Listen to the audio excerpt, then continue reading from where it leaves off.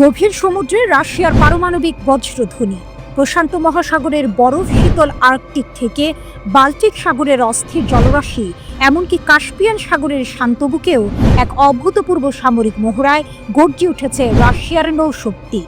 বিশ্বজুড়ে ছড়িয়ে পড়ছে ভ্লাদিমির পুতিনের নতুন নৌকৌশলের পদধ্বনি, যা প্রথমবারের মতো উন্মোচন করা হয়েছে। কিন্তু এই বিশাল মহড়ার আসল উদ্দেশ্য কি?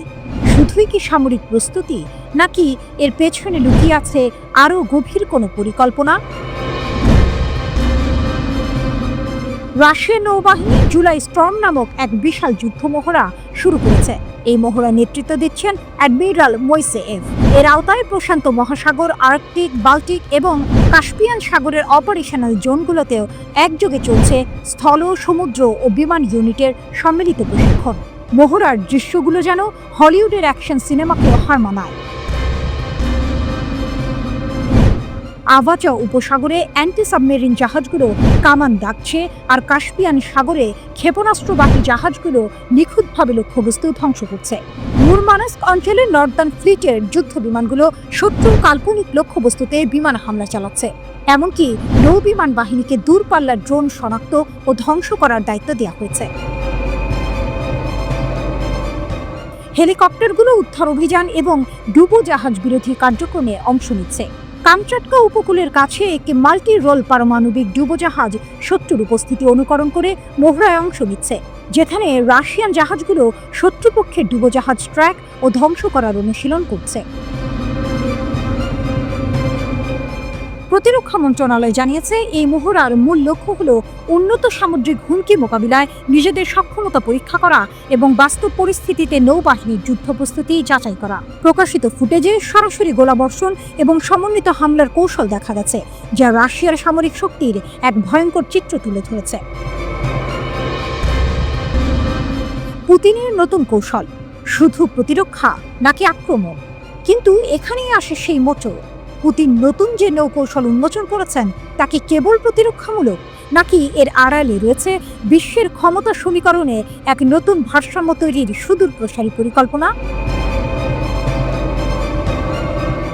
এই বিশাল মহড়া এমন এক সময়ে হচ্ছে যখন বিশ্ব জুড়ে ভূ রাজনৈতিক উত্তেজনা তুঙ্গে। ইউক্রেন যুদ্ধের পর পশ্চিমা দেশগুলোর সঙ্গে রাশিয়ার সম্পর্ক তলানিতে। এমন পরিস্থিতিতে পারমাণবিক সক্ষমতা সম্পন্ন নৌবাহিনীর এই বিশাল মহড়া কেবল সামরিক বার্তা নয়, বরং একটি সুস্পষ্ট রাজনৈতিক বার্তাও বটে। এটি ইঙ্গিত দেয় যে রাশিয়া নিজেদের বৈশ্বিক প্রভাব পুনঃপ্রতিষ্ঠা করতে বদ্ধপরিকর। বিশেষ করে আর্কটিক অঞ্চলে রাশিয়ার ক্রমবর্ধমান সামরিক উপস্থিতি নতুন করে ভূ রাজনৈতিক বিতর্ক সৃষ্টি করেছে, যেখানে প্রাকৃতিক সম্পদ এবং নতুন নৌ রুটের নিয়ন্ত্রণ নিয়ে বিশ্ব জুড়ে প্রতিযোগিতা বাড়ছে। তাহলে কি জুলাই ঝড় শুধু একটি মহড়া নয়, বরং বিশ্বকে পুতিনের পারমাণবিক সক্ষমতা এবং নতুন আগ্রাসী নৌকৌশলের জানান দেওয়ার একটি প্রদর্শনী? এই মহড়া কি কেবল সমুদ্রের গভীরে সীমাবদ্ধ থাকবে, নাকি এর ঢেউ আন্তর্জাতিক রাজনীতিতেও বড় ধরনের পরিবর্তন আনবে? সেটাই এখন দেখার বিষয়।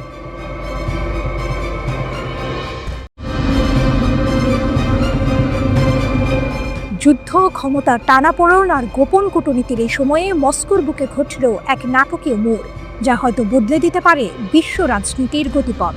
ইরান ও রাশিয়া দুই নায়ক, যারা নিজেদের অস্তিত্বের লড়াইয়ে অবিচল, এক নতুন অধ্যায়ের সূচনা করলেন। মস্কোর মঞ্চে দুই নায়ক, প্রতিরক্ষা সহযোগিতার নতুন সমীকরণ। 21 জুলাই মস্কোর সুরক্ষিত কক্ষগুলোতে এক ঐতিহাসিক বৈঠক অনুষ্ঠিত হলো, যেখানে রাশিয়া এবং ইরানের প্রতিরক্ষা মন্ত্রীরা সামরিক সহযোগিতার এক নতুন দিগন্ত উন্মোচন করলেন। এই দুই রাষ্ট্র, যারা পশ্চিমা শক্তির কঠোর নিষেধাজ্ঞার মুখেও নিজেদের অবস্থান ধরে রেখেছে, এবার আরও দৃঢ়ভাবে কাঁধে কাঁধ মেলালো।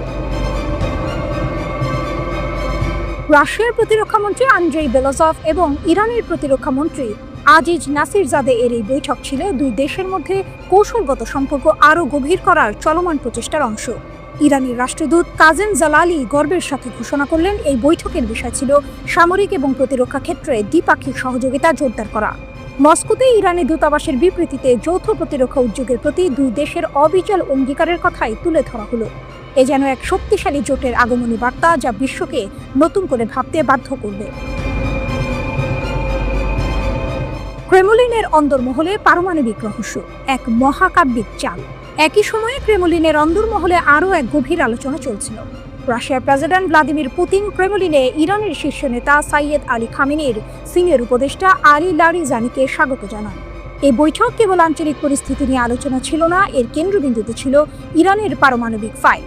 ক্রেমলিনের মুখপাত্র দিমিত্রি পেসকভ জানান, লারিজানি মধ্যপ্রাচ্যের ক্রমবর্ধমান পরিস্থিতি এবং ইরানের পারমাণবিক কর্মসূচির সর্বশেষ আপডেট পুতিনের কাছে তুলে ধরেছেন। ক্রমবর্ধমান আঞ্চলিক উত্তেজনার মধ্যে এই কূটনৈতিক যোগাযোগ বিশ্বকে এক বড় প্রশ্নের সামনে দাঁড় করিয়েছে। রাশিয়া কি কেবল স্থিতিশীলতা চাইছে, নাকি ইরানের পারমাণবিক সক্ষমতাকে আরও শক্তিশালী করার পেছনে তার কোনো উদ্দেশ্য রয়েছে? রাশিয়ার পক্ষ থেকে রাজনৈতিক সমাধানের কথা বলা হলেও পশ্চিমাদের ভয়ের আড়ালে লুকানো থাকতে পারে এক গভীর কৌশল।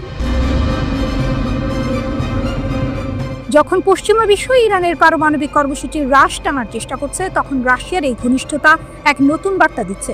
লারিজানি যখন পুতিনের কাছে পারমাণবিক কর্মসূচির আপডেট দিচ্ছিলেন, তখন কি শুধু তথ্যের আদান প্রদান হচ্ছিল, নাকি রাশিয়া এবং ইরানের দুই নায়ক এমন কোনো গোপন চুক্তিতে আবদ্ধ হচ্ছিলেন যা পারমাণবিক প্রযুক্তি বা সামরিক সহায়তার বিনিময়ে বিশ্বমঞ্চে তাদের ক্ষমতাকে আরও কয়েকগুণ বাড়িয়ে দেবে?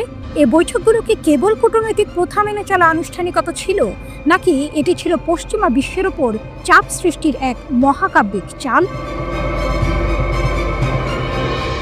যদি সত্যি ইরান এবং রাশিয়ার মধ্যে পারমাণবিক প্রযুক্তি বা উন্নত সামরিক সরঞ্জাম বিনিময়ের কোনো গোপন চুক্তি হয়ে থাকে, তাহলে তা মধ্যপ্রাচ্য এবং বিশ্বের ক্ষমতার ভারসাম্যে এক ভূমিকম্প ঘটাবে।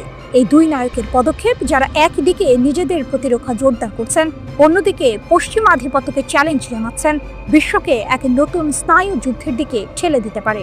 এই নাটকীয় মোড় কি বিশ্বকে এক নতুন ভূ রাজনৈতিক লড়াইয়ের দিকে নিয়ে যাচ্ছে, নাকি এটি কেবল নিজেদের আত্মরক্ষার এক দৃঢ় প্রচেষ্টা?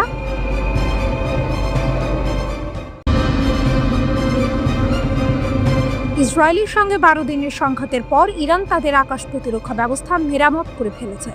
দেশটির এক শীর্ষ সেনা কর্মকর্তার বরাত দিয়ে এই খবর জানিয়েছে ইরানের বার্তা সংস্থাগুলো। গত জুনে শুরু হওয়া টানা 12 দিনের এই সংঘাতে ইসরায়েলের বিমান হামলা ইরানের আকাশ প্রতিরক্ষা ব্যবস্থায় ব্যাপক ক্ষতি সাধন করেছিল। তবে ইরান দাবি করছে তারা দেশীয় প্রযুক্তিতে সেই ক্ষতি পুষিয়ে নিয়েছে। মধ্যপ্রাচ্যের বাতাসে এখন বারুদের গন্ধ। জুন মাসের এক ভোর ইসরায়েলের যুদ্ধ বিমানগুলো হঠাৎই ইরানের আকাশসীমায় কালো ছায়া ফেলেছিল। 12 দিন ধরে চলেছিল সেই আকাশ যুদ্ধ। ইসরায়েলের উন্নত F-35 যুদ্ধ বিমানগুলো ইরানের আকাশ প্রতিরক্ষা ব্যবস্থায় আঘাত হানে। ইরানের S-300 এবং নিজস্ব প্রযুক্তিতে তৈরি বাভার 373 প্রতিরক্ষা ব্যবস্থা ব্যাপক ক্ষতিগ্রস্ত হয়। ইরানও বসেছিল না। পাল্টা ক্ষেপণাস্ত্র আর ড্রোন হামলায় ইসরায়েলি ভূখণ্ডেও কাঁপন ধরিয়েছিল তারা। কিন্তু আকাশ যুদ্ধের পাল্লা ইসরায়েলের দিকেই ভারী ছিল। যুদ্ধের ডামাডোলের পর যখন ধুলো উঠছিল, তখন সবার চোখ ছিল ইরানের দিকে। তারা কি এই অপ্রত্যাশিত আঘাত সামলে উঠতে পারবে? ইরানের সামরিক বাহিনীর অপারেশন বিভাগের উপপ্রধান মাহমুদ মুজাভি একটি চাঞ্চল্যকর ঘোষণা দিলেন। তিনি জানালেন, আমাদের কিছু আকাশ প্রতিরক্ষা ব্যবস্থা ক্ষতিগ্রস্ত হয়েছিল, এটা লুকানোর কিছু নয়।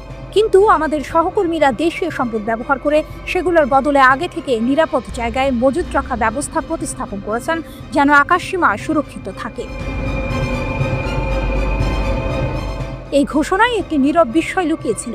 ইরান কি সত্যি সত্যি এত দ্রুত নিজেদের প্রতিরক্ষা ব্যবস্থা পুনরুদ্ধার করতে পেরেছে? বিদেশি কোনো আকাশ প্রতিরক্ষা ব্যবস্থা আমদানি না করেই তারা কিভাবে এই অসম্ভবকে সম্ভব করল? এখানেই আসল টুইস্ট। ইরান বহু বছর ধরে পশ্চিমা নিষেধাজ্ঞার মুখে নিজস্ব সামরিক সক্ষমতা বাড়াতে জোর দিয়েছিল। তাদের এই সক্ষমতাই এখন ত্রাতার ভূমিকায় অবতীর্ণ হলো। তারা প্রমাণ করল, প্রতিকূল পরিস্থিতিতেও তারা নিজেদের পায়ে দাঁড়াতে জানে। আলোচনা টেবিলে নতুন মোড়। আকাশে যুদ্ধের মেঘ কাটতে না কাটতেই আলোচনা টেবিলে নতুন এক মোড়। ইরানের আধা সরকারি বার্তা সংস্থা তাসনিম নিউজ জানিয়েছে, পরমাণু প্রকল্প নিয়ে যুক্তরাজ্য, ফ্রান্স ও জার্মানির সঙ্গে আলোচনায় বসতে পারে তেহরান। ইউরোপের এই 3 দেশ এবং ইউরোপীয় ইউনিয়নের পররাষ্ট্রনীতি বিষয়ক প্রধান কাজা কালাসের সঙ্গে ইরানের পররাষ্ট্রমন্ত্রী আব্বাস আরাকচির বৈঠকের পরে এই খবর সামনে আসে। 2015 সালে ইরানের ইউরেনিয়াম সমৃদ্ধকরণ সীমিত করার জন্য একটি চুক্তি হয়েছিল, যেখান থেকে 2018 সালে যুক্তরাষ্ট্র সরে যায়। এরপর ডোনাল্ড ট্রাম্প নতুন করে ইরানের সঙ্গে চুক্তি করতে চাইছেন। এ নিয়ে 5 দফা বৈঠক হয়েছে। কিন্তু গত মাসে ইসরায়েলের হামলার পর পরবর্তী ধাপের বৈঠক স্থগিত করে তেহরান। এখন আবার আলোচনা টেবিলে ফিরে আসার ইঙ্গিত দিচ্ছে ইরান। ইসরায়েলের হামলার পর যখন সবাই ভেবেছিল ইরান দুর্বল হয়ে পড়েছে, ঠিক তখনই তারা তাদের নিজস্ব সামরিক শক্তির জোরে ঘুরে দাঁড়ালো। মুসাভির কথায় সেই দৃঢ়তা স্পষ্ট। ইরানের এই নিজস্ব প্রযুক্তির ওপর ভরসা করার গল্পই যেন যুদ্ধের পর সবচেয়ে বড় হুক। তারা নতুন করে কোনো বিদেশি প্রতিরক্ষা ব্যবস্থা আমদানি করেনি, বরং নিজেদেরই তৈরি সরঞ্জাম দিয়ে ক্ষতিগ্রস্ত আকাশ প্রতিরক্ষা ব্যবস্থাকে প্রতিস্থাপন করেছে। এই ঘটনা শুধু সামরিক সক্ষমতারই প্রমাণ নয়, এটি ইরানের আত্মনির্ভরশীলতারও এক উজ্জ্বল দৃষ্টান্ত। তারা বুঝিয়ে দিল বাইরের সাহায্য ছাড়াই তারা নিজেদের নিরাপত্তা নিশ্চিত করতে সক্ষম।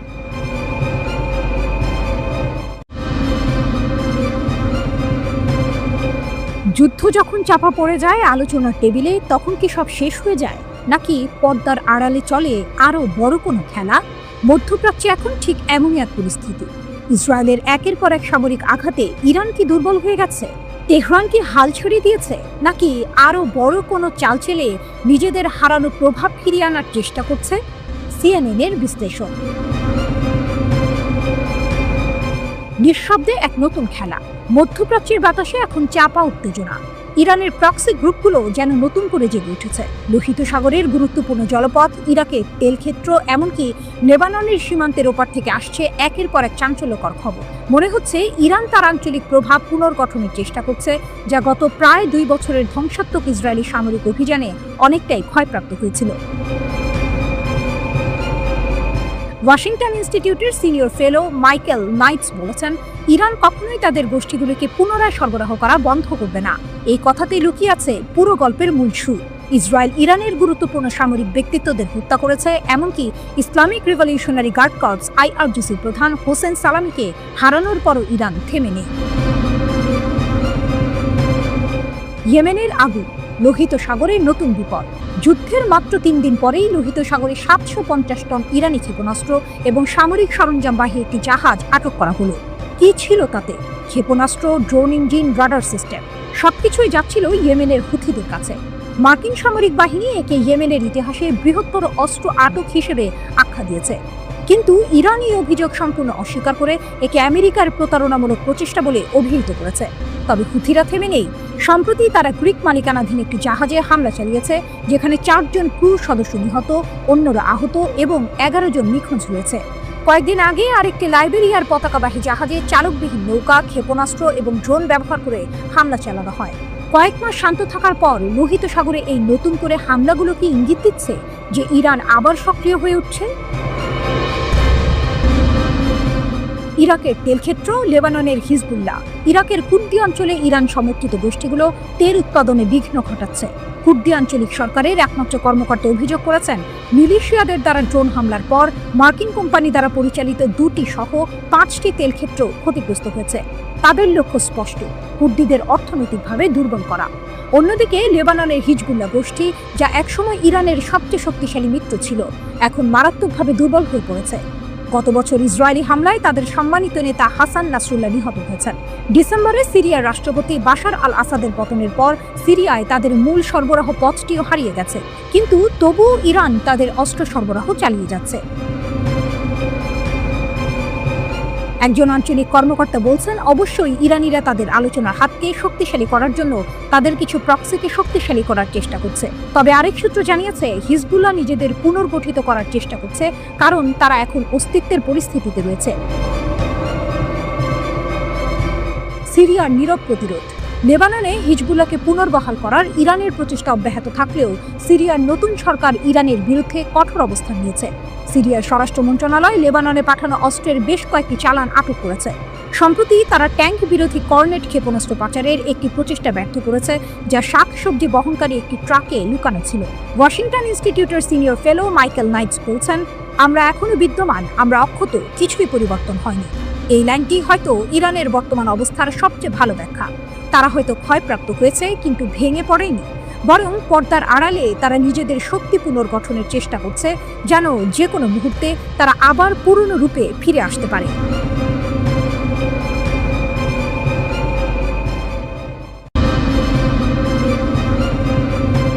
ইসরায়েল পাকিস্তানের ছায়াযুদ্ধ, কার পালা এবার? মিডল ইস্ট আইয়ের বিশ্লেষণ। গত জুনে যখন ইসরায়েল ইরানে হামলা চালালো, সারা বিশ্ব স্তম্ভিত হয়ে দেখল কিভাবে পশ্চিমা গণমাধ্যম সেই বাস্তবতাকে উল্টে দিয়ে ইরানকেই হুমকি হিসেবে ঘোষণা করল। কিন্তু এই ঘটনার শীতল প্রশ্নটি হলো, এবার কার পালা? পাকিস্তানের প্রতিরক্ষামন্ত্রী খাজা আসিফ ঠিকই বলেছেন, মুসলিম দেশগুলোকে এখন ঐক্যবদ্ধ হতে হবে, নইলে সবার পালা আসবে। এটা নিছকই কোনো কূটনৈতিক আক্ষেপ নয়, বরং এক ভয়াবহ সতর্ক সংকেত। পশ্চিমাদের এখন আর জাতিসংঘের প্রস্তাব লাগে না। সংবাদ মাধ্যমের শিরোনাম, অর্থনৈতিক অবরোধ আর বয়ান নির্মাণের যুদ্ধ, এসবই এখন তাদের নতুন কৌশল। যদি তাতেও কাজ না হয়, তাহলে ইসরায়েলের মতো আগাম ধারণার ভিত্তিতে হামলা চালানো যাবে। প্রধানমন্ত্রী বেনিয়ামিন নেতানিয়াহু আসলে মুখ ফসকে সত্যিটাই বলে দিয়েছেন যখন তিনি পারমাণবিক অস্ত্রধারী বেয়ারা মুসলিম দেশগুলোর শাসকের কথা বলেন। ইরাককে বোমা মেরে ধ্বংস করা হয়েছে, লিবিয়াকে নিরস্ত্র করা হয়েছে, আর এখন ইরানকে গলা টিপে মারার চেষ্টা চলছে। কিন্তু পাকিস্তানই কেন শেষ সীমান্ত? কারণ পাকিস্তান শুধু একটি দেশ নয়, এটি পশ্চিমা ও জায়নবাদী আধিপত্যের বিরুদ্ধে এক কৌশলগত, আদর্শগত এবং প্রযুক্তিগত প্রতিরোধের প্রতীক। পশ্চিমা বিশ্বের জন্য এটি এক কাঁটা, যা তাদের বিশ্ব ব্যবস্থার জন্য চূড়ান্ত বিপদসীমা। সম্প্রতি ভারতের টাইমস অফ ইন্ডিয়ার একটি প্রতিবেদন ছড়িয়েছে, যেখানে দাবি করা হয়েছে পাকিস্তান নাকি এমন আন্তঃমহাদেশীয় ক্ষেপণাস্ত্র তৈরি করছে যা যুক্তরাষ্ট্র পর্যন্ত পৌঁছাতে সক্ষম। মজার ব্যাপার হলো, এর জন্য কোনো নিশ্চিত প্রমাণ দরকার নেই, সামান্য ইঙ্গিতই সন্দেহ ছড়ানোর জন্য যথেষ্ট। ঠিক যেমন 2001 সালে ঝাপসা স্যাটেলাইট ছবি দিয়ে ব্যাপক বিধ্বংসী অস্ত্রের গল্প ফেঁদে ইরাকের ওপরে ঝাঁপিয়ে পড়া হয়েছিল, ঠিক তেমনই পাকিস্তানের পারমাণবিক সক্ষমতাকে এখন বৈশ্বিক বোঝা হিসেবে দেখানো হচ্ছে। কিন্তু এই গল্পের সবচেয়ে বড় টুইস্ট হলো, পশ্চিমা সমস্যা আসলে পাকিস্তানের কাজকর্ম নিয়ে নয়, বরং পাকিস্তান যা কিছু প্রতিনিধিত্ব করে তা নিয়ে। পাকিস্তান একটি ইসলামী প্রজাতন্ত্র, একটি পারমাণবিক শক্তিধর দেশ এবং চীনের মিত্র। এই তিনের সম্মিলনই পশ্চিমের চোখে পাকিস্তানকে এক অস্থিতিশীল এবং উগ্রবাদের প্রতি সহানুভূতিশীল রাষ্ট্র হিসেবে চিত্রিত করে, যারা পারমাণবিক যুদ্ধ শুরু করতে মুখিয়ে আছে। অথচ মজার বিষয় হলো, পাকিস্তান তার 7 দশকের ইতিহাসে কখনোই কোনো ধর্মভিত্তিক দলকে নির্বাচনের মাধ্যমে ক্ষমতায় আনেনি। অন্যদিকে ভারত এমন একজনকে উৎসাহের সঙ্গে ক্ষমতায় বসিয়েছে, যিনি 2002 সালের গুজরাট গণহত্যার সময় মুখ্যমন্ত্রী ছিলেন। অভিযোগ আছে তিনি সে সময় চোখ বন্ধ করে রেখেছিলেন। সেই নরেন্দ্র মোদী এখন এমন একটি দলের নেতৃত্ব দিচ্ছেন, যা প্রকাশ্যেই একটি হিন্দু জাতীয়তাবাদী রাষ্ট্র গঠনের কথা বলে, যেখানে মুসলমান ও অন্যান্য সংখ্যালঘুদের প্রান্তিক করে তোলা হবে। এরপরও ব্রিটিশ ও পশ্চিমা সংবাদ মাধ্যম ভারতকে এখনও যুক্তিবাদী রাষ্ট্র ও গণতন্ত্রের বাতিঘর হিসেবে দেখে। গত এপ্রিলে পেহেলগামী হিন্দু তীর্থযাত্রীদের উপর হামলার পর ভারত যখন পাকিস্তানের সম্পৃক্ততার কোনো বিশ্বাসযোগ্য প্রমাণ ছাড়াই সীমান্ত পার হয়ে সামরিক অভিযান শুরু করল, পশ্চিমা সংবাদ মাধ্যম অনেকটাই দিল্লির বয়ানকে প্রশ্নহীনভাবে গ্রহণ করে। এর বিপরীতে পাকিস্তানি কর্মকর্তাদের বৈরিতাপূর্ণ সাক্ষাৎকারের মুখোমুখি হতে হয়। এখানে এক অঘোষিত কিন্তু স্পষ্ট যুক্তি কাজ করে। হিন্দু জাতীয়তাবাদী রাজনীতি যতই সহিংস হোক না কেন, তার রাজনৈতিক পছন্দ হিসেবে বৈধতা পায়। কিন্তু ইসলামপন্থী রাজনীতি ক্ষমতার ধারে কাছে না থাকলেও তাকে অস্তিত্বের হুমকি হিসেবে দেখা হয়। তাহলে পশ্চিমের এই দ্বিমুখী নীতির কারণ কি? এর মূল কারণ হলো, পাকিস্তান তাদের প্রতিষ্ঠিত বিশ্ব ব্যবস্থার বিরোধিতা করে। এটি কেবল পারমাণবিক শক্তিধর মুসলিম দেশ নয়, এটি চীনেরও মিত্র। আর এই 3টি বৈশিষ্ট্যই পশ্চিমের চোখে পাকিস্তানকে এক ভিন্ন মাত্রার হুমকি হিসেবে দাঁড় করিয়েছে। তাই এবার কার পালা? এই প্রশ্নের উত্তরটা হয়তো আমাদের ধারণার চেয়েও বেশি জটিল এবং গভীর।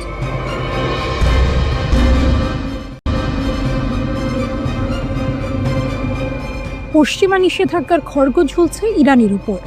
সময়সীমা ঘনিয়ে আসছে অগাস্টে।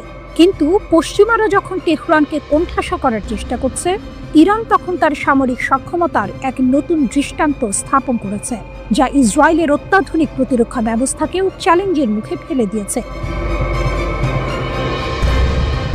অপ্রত্যাশিত সামরিক চাল, ইসরায়েলের আকাশ প্রতিরক্ষা ভেদ। ইসরায়েলের আকাশ প্রতিরক্ষা ব্যবস্থা বিশ্বজুড়ে বেশ সুপরিচিত।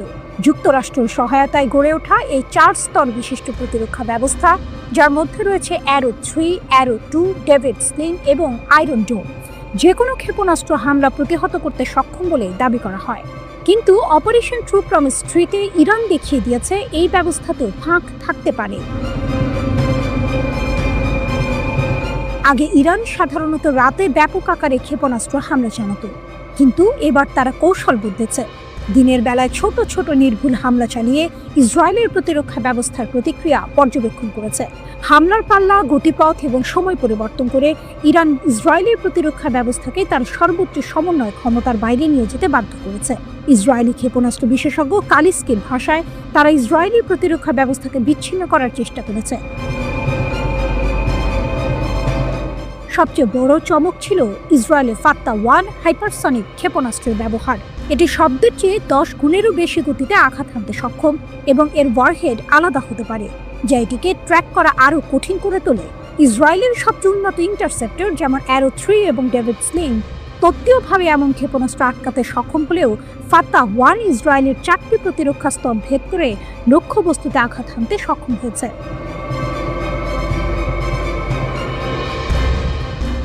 ব্যয়বহুল প্রতিরক্ষা বনাম ইরানের উদ্ভাবন।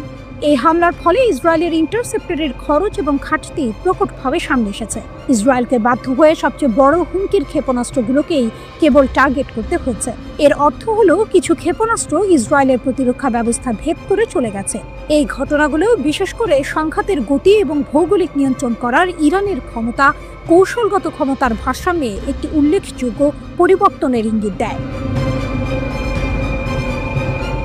এমনকি পশ্চিমা বিশেষজ্ঞরাও স্বীকার করতে বাধ্য হয়েছেন যে ইরান পশ্চিমা ক্ষেপণাস্ত্র প্রতিরক্ষা মতবাদের মূল নীতিকে চ্যালেঞ্জ করেছে। র্যান্ড কর্পোরেশনের রাফায়েল কোহেন স্বীকার করেছেন, যে কোনো ক্ষেপণাস্ত্র ব্যবস্থা, এমনকি ইসরায়েলের মতো অত্যাধুনিক ব্যবস্থাও শেষ পর্যন্ত দুর্বলতা প্রকাশ করবে। তার মতে, একটি প্রতিরক্ষা ব্যবস্থার মূল বিষয় হলো নিখুঁত একক স্তর তৈরি করা নয়, বরং এর সম্মিলিত প্রভাব। কালিস্কি যেমনটি বলেছেন, আমরা উভয়েই শেখার প্রক্রিয়ায় আছি। তারা তাদের আক্রমণ উন্নত করার চেষ্টা করছে, আর আমরা আমাদের প্রতিরক্ষা। এই উক্তিটি ইসরায়েলি দর্শকদের আশ্বস্ত করার উদ্দেশ্যে বলা হলেও এটি তেহরানের দীর্ঘদিনের দাবিকেই সমর্থন করে। প্রতিরোধ, উদ্ভাবন এবং কৌশলগত গভীরতা ভারী সশস্ত্র প্রতিপক্ষের বিরুদ্ধেও ক্ষমতার ভারসাম্যকে বদলে দিতে পারে। ইরানকে তাহলে পশ্চিমাদের নিষেধাজ্ঞার চাপ উপেক্ষা করে নিজস্ব পথেই হাঁটবে, নাকি শেষ মুহূর্তে কোনো চুক্তি হবে? অগাস্টের সময়সীমা ঘনিয়ে আসার সাথে সাথে এই প্রশ্নগুলোর উত্তর আরও স্পষ্ট হবে।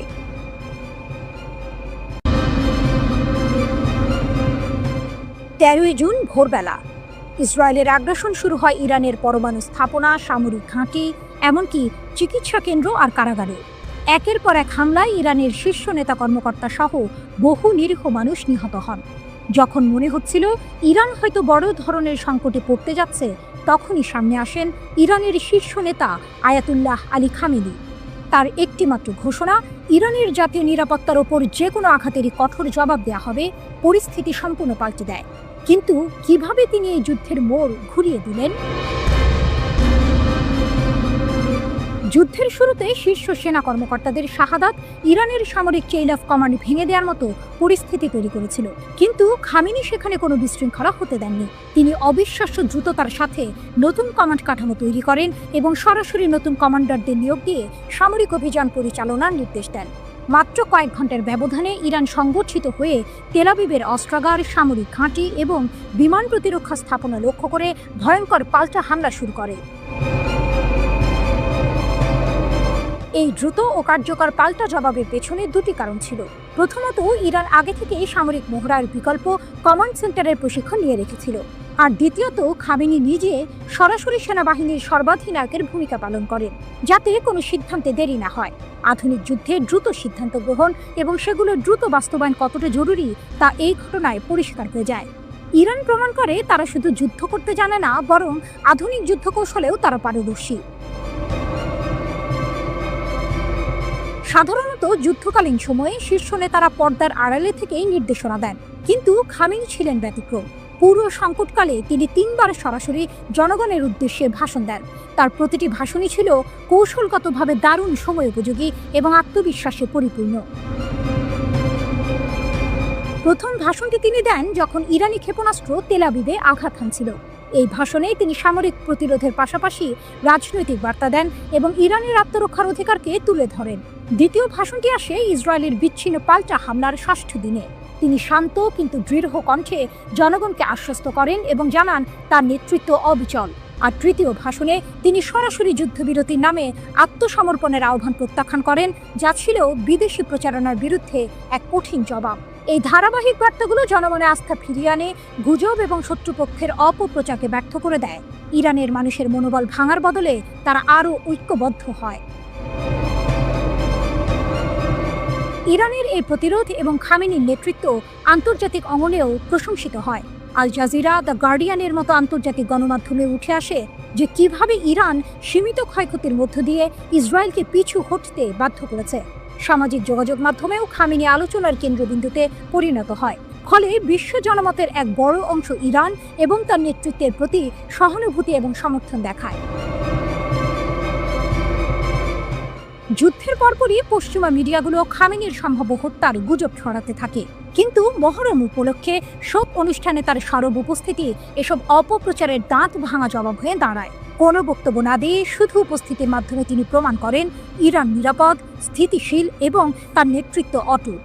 এটি ছিল এক প্রতীকী শক্তি প্রদর্শন যা শত্রুদের সব কৌশলকে নস্যাৎ করে দেয়।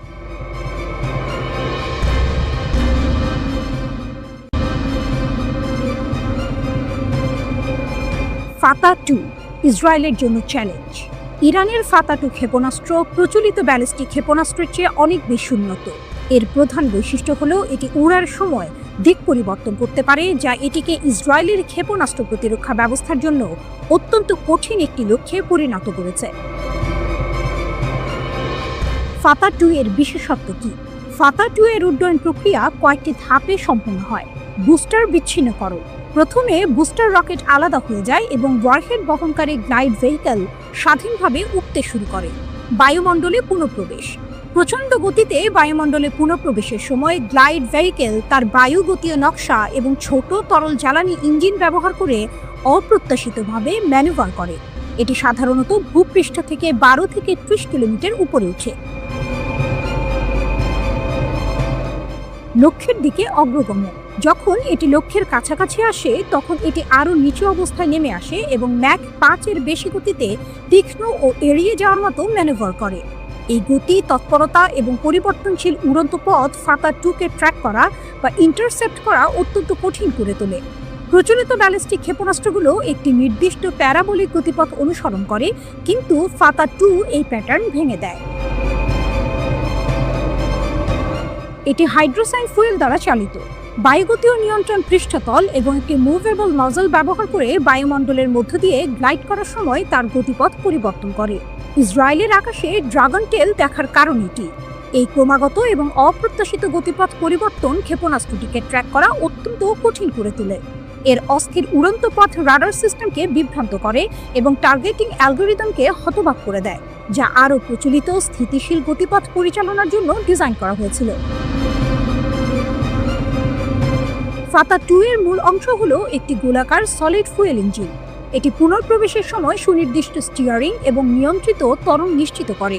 ইরানি কর্মকর্তারা দাবি করেছেন ফাতা-2 এর রাডার এড়ানোর ক্ষমতাও রয়েছে, যা সম্ভবত স্টিলথ প্রযুক্তির ইঙ্গিত দেয়। ইরান আরও দাবি করেছে যে ফাতা-2 12 দিনের যুদ্ধে ইসরায়েলি বিমান প্রতিরক্ষা ব্যবস্থা ভেদ করে সামরিক গোয়েন্দা সংস্থা এবং তেল আবিবের ইসরায়েলি বিমান প্রতিরক্ষা সদর দফতর সহ উচ্চমূল্যের লক্ষ্যবস্তুতে আঘাত হেনেছে। ইসরায়েলের প্রতিরক্ষা ব্যবস্থার ব্যর্থতা। ইসরায়েলের আয়রন ডোম, ডেভিডের স্লিং এবং অ্যারো অ্যান্টি ব্যালিস্টিক মিসাইল সিস্টেমের মতো একটি বহুস্তরীয় ক্ষেপণাস্ত্র প্রতিরক্ষা ব্যবস্থা রয়েছে। তবে ফাতা-2 এর মতো হাইপারসোনিক ক্ষেপণাস্ত্রগুলো এই ব্যবস্থার জন্য একটি বড় চ্যালেঞ্জ তৈরি করেছে। আয়রন ডোম 40 মাইল পর্যন্ত পাল্লার লক্ষ্যবস্তু মোকাবিলা করতে পারে। ডেভিডের স্লিং 180 মাইল পর্যন্ত ব্যালিস্টিক ক্ষেপণাস্ত্র ইন্টারসেপ্ট করতে পারে। অ্যারো সিস্টেম 1500 মাইল পর্যন্ত হুমকি মোকাবিলা করতে পারে। তবে ফাতা-2 এর গ্লাইড ভেহিকল বিচ্ছিন্ন হওয়ার পর একাধিকবার গতিপথ পরিবর্তন করার ক্ষমতা অ্যারো ক্ষেপণাস্ত্রকে বিভ্রান্ত করেছে। এই ম্যানুভার ডেভিডের স্লিং এবং আয়রন ডোম সিস্টেমকেও বাইপাস করেছে, যা ফাত্তা মডেলের মতো হাইপারসোনিক ক্ষেপণাস্ত্রের বিরুদ্ধে কাজ করার জন্য ডিজাইন করা হয়নি। ইরান প্রায় ১০০টি ক্ষেপণাস্ত্র, ড্রোন এবং ক্রুজ ক্ষেপণাস্ত্র একসঙ্গে ব্যবহার করে ইসরায়েলি বিমান প্রতিরক্ষা ব্যবস্থাকে অতিরিক্ত চাপ সৃষ্টি করে। এরপরই ফাতাহ ক্ষেপণাস্ত্রগুলো নিক্ষেপ করা হয়। যদিও অ্যারো মিসাইল প্রতিরক্ষা ব্যবস্থা ইসরায়েলে পৌঁছানোর আগে অনেক ক্ষেপণাস্ত্র সফলভাবে ইন্টারসেপ্ট করেছে, তবুও অনেকগুলো ক্ষেপণাস্ত্র ইসরায়েলের আকাশ প্রতিরক্ষা ব্যবস্থার বাধা এড়িয়ে যায়।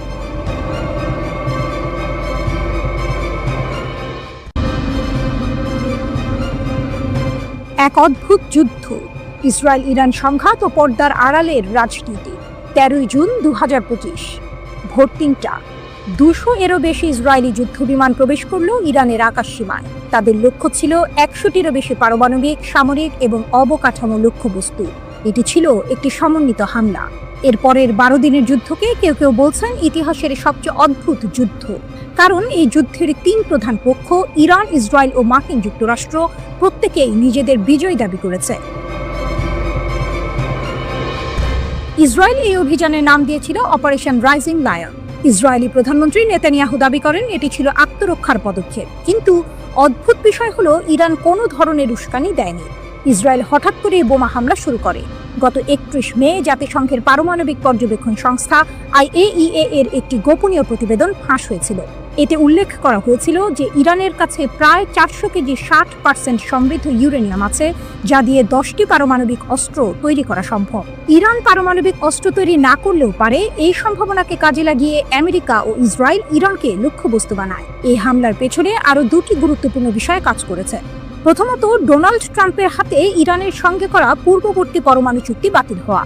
দ্বিতীয়ত, ইসরায়েলের প্রধানমন্ত্রী বেনিয়ামিন নেতানিয়াহুর বিরুদ্ধে নিজ দেশে চলা দুর্নীতির মামলা। ১৩ জুন রাতে ইরান ডজন ডজন ক্ষেপণাস্ত্র ও ড্রোন দিয়ে ইসরায়েলকে পাল্টা হামলা দেয়। বেশিরভাগ হামলা প্রতিহত হলেও তেল আবিব ও জেরুজালেমের কিছু স্থান আঘাতপ্রাপ্ত হয়। এরপর দুদেশ একে অপরের ওপর হামলা চালাতে থাকে, যেখানে উভয় পক্ষে হতাহতের ঘটনা ঘটে। ১৯ জুন ডোনাল্ড ট্রাম্প ইরানকে পারমাণবিক চুক্তি করার জন্য ২ সপ্তাহের সময় দেয়। কিন্তু মাত্র ২ দিন পরেই ২১ জুন রাতে প্রায় ১২৫টি মার্কিন বিমান ইরানের আকাশসীমায় প্রবেশ করে। তাদের লক্ষ্য ছিল ইরানের ৩টি প্রধান পারমাণবিক স্থাপনা, ফোর্ডো, নাতানজ এবং ইস্পাহান। এই স্থাপনাগুলো মাটির অনেক গভীরে অবস্থিত হওয়ায় প্রচলিত বোমা দিয়ে ধ্বংস করা কঠিন ছিল। তাই তাদের ওপর বাংকার বাস্টার বোমা ব্যবহার করা হয়, যা ৬০ মিটারের বেশি গভীরে প্রবেশ করতে সক্ষম। মার্কিন যুক্তরাষ্ট্র এই প্রথম কোনো সংঘাতে এই ধরনের বোমা ব্যবহার করল।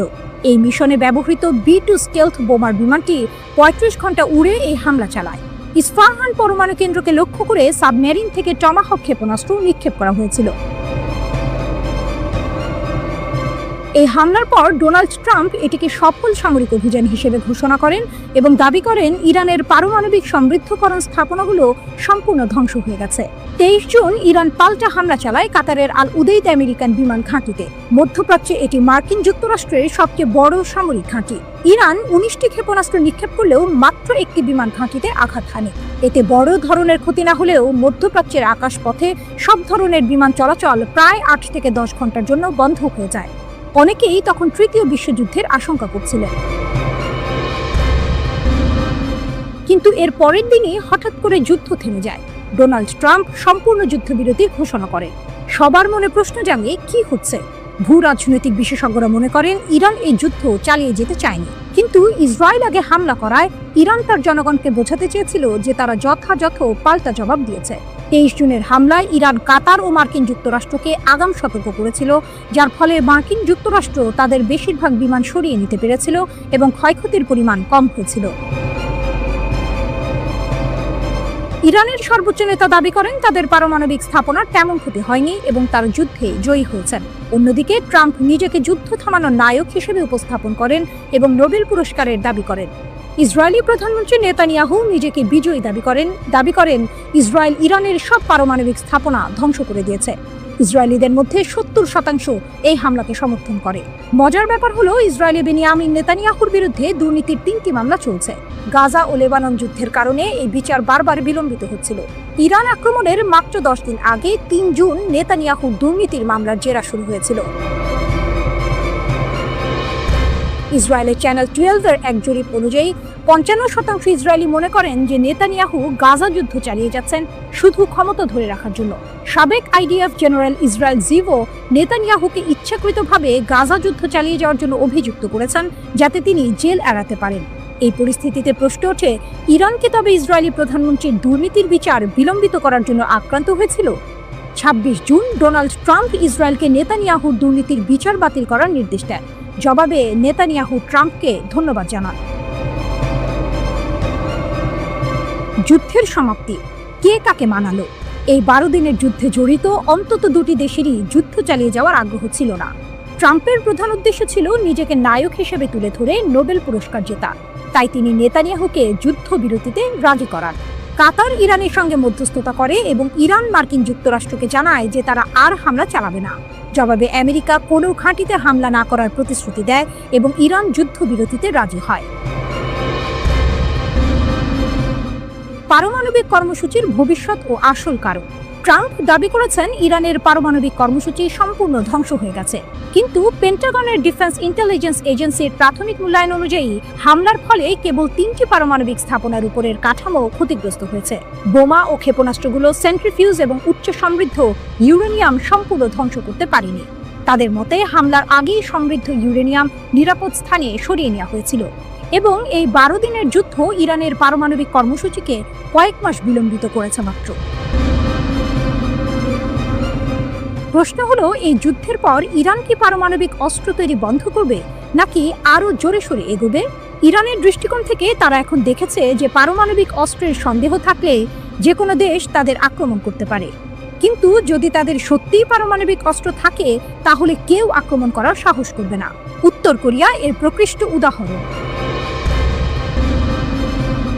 ওয়াশিংটনের আর্মস কন্ট্রোল অ্যাসোসিয়েশন মনে করে সামরিক হামলা কেবল ইরানের পারমাণবিক অস্ত্র তৈরির সংকল্পকে আরও শক্তিশালী করবে।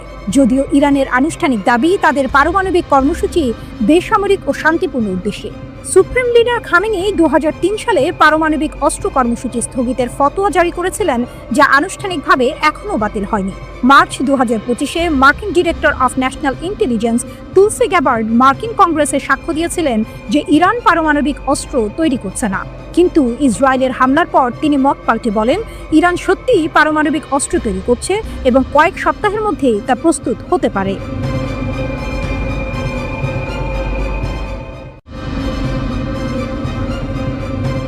ইরান ইসরায়েল গুপ্তচর যুদ্ধ, তেহরানের পাল্টা আঘাত। ইরান সন্দেহভাজন ইসরায়েল সংযুক্ত নেটওয়ার্কগুলোর বিরুদ্ধে কঠোর পদক্ষেপ নিয়েছে। ১২ দিনের এক ভয়ঙ্কর যুদ্ধের পর এই ধরপাকড় চলছে, যেখানে তেল আবিব ইরানের অভ্যন্তরে বেশ কিছু নিরাপত্তা দুর্বলতার সুযোগ নিয়েছিল বলে অভিযোগ। গোয়েন্দা জালে কঠোর অভিযান। ইরানের বিচার বিভাগের মুখপাত্র আসগর জাহাঙ্গীরি আল আরাবি আল জাদেদকে জানিয়েছে যে তেহরান দেশের শত্রু নেটওয়ার্কগুলো সম্পর্কে মূল্যবান তথ্য পেয়েছে। তিনি আরও যোগ করে এই গোষ্ঠীগুলোর বিরুদ্ধে সুনির্দিষ্ট, সিদ্ধান্তমূলক এবং দ্রুততার সাথে অভিযান চালানো হচ্ছে। এই অভিযানে গুপ্তচর বৃত্তির অভিযোগে বেশ কয়েকজনকে গ্রেপ্তার করা হয়েছে। যদিও আদালতের রায় না আসা পর্যন্ত কাউকে গুপ্তচর বলা বা শাস্তি দেওয়া হবে না বলে জানানো হয়েছে, তবে শত্রুদের দ্বারা তাদের শোষণ করার সম্ভাবনার কারণে মামলাগুলো সম্পর্কে বিস্তারিত তথ্য প্রকাশ করা হচ্ছে না। ইসরায়েলি গুপ্তচরদের কথিত হত্যাকাণ্ডের বিষয়ে জাহাঙ্গীরি মন্তব্য করেছেন, আমি এটি নিশ্চিত করছি না। যুদ্ধ আর গোয়েন্দা তৎপরতার যোগসূত্র। ইরানের সাথে ইসরায়েলের সাম্প্রতিক যুদ্ধকালে তেল আবিব সত্যি দেশের অভ্যন্তরে গোয়েন্দা তথ্য সংগ্রহ ও হামলা চালানোর জন্য তাদের নেটওয়ার্ক ব্যবহার করতে সক্ষম হয়েছিল, যা ইরানও স্বীকার করেছে। এই যুদ্ধের মূল লক্ষ্য ছিল ইরানের পারমাণবিক সক্ষমতা ধ্বংস বা হ্রাস করা এবং শাসন ব্যবস্থা পরিবর্তে উস্কানি দেয়া। ইসরায়েলি প্রধানমন্ত্রী নেতানিয়াহু এবং অন্যান্য ইসরায়েলি নেতারা খোলাখুলিভাবে এই লক্ষ্যকে সমর্থন করেন। এভিন কারাগার, এক হামলার রক্তাক্ত স্মৃতি। ইসরায়েল ইরানের কুখ্যাত এভিন কারাগারকেও লক্ষ্যবস্তু করেছিল, যা জাহাঙ্গীরের মতো সমাজকে আতঙ্কিত করতে এবং বিপ্লব, ইসলাম ও ইরানের প্রতি সমর্থন ত্যাগ করতে জনগণকে বাধ্য করতে পরিচালিত হয়েছিল। তিনি জানান, এই হামলায় ৭৯ জন নিহত হয়েছেন, যার মধ্যে সাধারণ বেসামরিক নাগরিক, বন্দীদের আত্মীয় স্বজন, বিচার বিভাগীয় কর্মী, কারাকর্মী এবং এলাকার বাসিন্দারা অন্তর্ভুক্ত। হামলার পর পালিয়ে যাওয়া বন্দীর সংখ্যা খুব বেশি নয় এবং এতে কোনো বিশিষ্ট ব্যক্তির নাম অন্তর্ভুক্ত ছিল না বলেও তিনি জানিয়েছেন। এ হামলায় এতগুলো বেসামরিক মানুষ আর কারাকর্মীর মৃত্যু এটাই প্রমাণ করে যে এটা নিছকই সামরিক হামলা ছিল না, এর পেছনে ছিল মানুষকে আতঙ্কিত করার এক গভীর চক্রান্ত। আইআরজিসির সাফল্য। পৃথকভাবে ইরানের উত্তরাঞ্চলীয় মাজানদারান প্রদেশের ইরানি বিপ্লবী গার্ড কর্পস আইআরজিসি জানিয়েছে তাদের গোয়েন্দা শাখা একজন শত্রু ফিল্ড অপারেটিভকে গ্রেপ্তার করেছে যে বিদেশে ইরান বিরোধী উপাদানগুলোর সরাসরি নির্দেশনায় সন্ত্রাসী হামলার পরিকল্পনা করছিল। আইআরজিসি আরও জানিয়েছে যে এই নেটওয়ার্কের অন্যান্য সদস্যদেরও চিহ্নিত করে গ্রেপ্তার করা হয়েছে। আকস্মিক আক্রমণের পর থেকে ধারাবাহিক গ্রেপ্তার। গত জুনে ইসরায়েলের আকস্মিক আক্রমণের পর থেকে যা 12 দিনের যুদ্ধের সূত্রপাত করেছিল, ইরান প্রায় প্রতিদিন সন্দেহভাজন গুপ্তচর এবং সহযোগীদের গ্রেপ্তার করে চলেছে। এই ধারাবাহিক ধরপাকড় এটাই ইঙ্গিত দেয় যে ইরানের অভ্যন্তরে ইসরায়েলি নেটওয়ার্ক কতটা বিস্তৃত এবং সক্রিয় ছিল।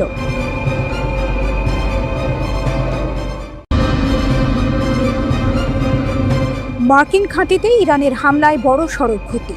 ট্রাম্পের দাবি কি মিথ্যা? ইরানের বিরুদ্ধে ইসরায়েলের যুদ্ধ শেষ হওয়ার কয়েক সপ্তাহ পর এক চাঞ্চল্যকর খবর সামনে এসেছে। স্যাটেলাইট ছবিতে দেখা যাচ্ছে কাতারের আল উদেইদ বিমান ঘাঁটিতে ইরানের হামলায় একটি গুরুত্বপূর্ণ মার্কিন যোগাযোগ গম্বুজ সম্পূর্ণ ধ্বংস হয়ে গেছে। এটি শুধু একটি ভবনের ক্ষতি নয়, বরং মধ্যপ্রাচ্যের সামরিক সমীকরণে এক নতুন মোড়। হামলা ও প্রতিশোধের পালা। 23 জুন কাতারের রাজধানী দোহার কাছে আল উদেইদ বিমান ঘাঁটিতে এই হামলা চালানো হয়। এই হামলা ছিল তেহরানের 3টি পারমাণবিক স্থাপনায় মার্কিন বোমা হামলার প্রতিশোধ। এই হামলার পরই মার্কিন প্রেসিডেন্ট ডোনাল্ড ট্রাম্পের মধ্যস্থতায় যুদ্ধবিরতি হয় এবং ইরানের বিরুদ্ধে ইসরায়েলের 12 দিনের আগ্রাসন শেষ হয়। প্ল্যানেট ল্যাবস পিবিসি এর স্যাটেলাইট ছবিতে স্পষ্ট দেখা যাচ্ছে 23 জুন সকালে আল উদেইদ বিমান ঘাঁটিতে একটি জিওডেসিক ডোম অক্ষত ছিল হামলার মাত্র কয়েক ঘন্টা আগে। এই $15 মিলিয়ন অত্যাধুনিক এন্টারপ্রাইজ টার্মিনাল 2016 সালে স্থাপন করা হয়েছিল, যা ঘাঁটির নিরাপদ যোগাযোগের জন্য ব্যবহৃত হতো। কিন্তু 25 জুনের পরের ছবিগুলোতে সেই গম্বুজটি আর দেখা যাচ্ছে না। তার জায়গায় শুধু ধ্বংসাবশেষ।